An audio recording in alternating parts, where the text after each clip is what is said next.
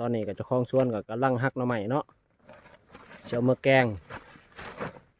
ได้หลายเติบอยู่เชียวประมาณเต็มสอบสุดยอดเลยเนี่ยเจ้าของสวนเพิ่น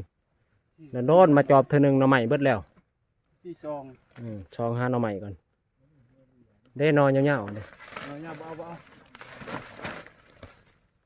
นี่พออีกแล้ว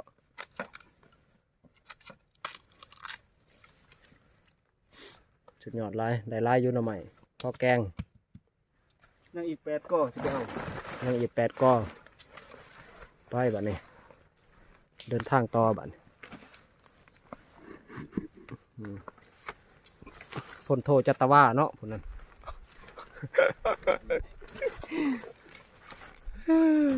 จะพ่นเขาใช้งาน เด็กเช่าต้น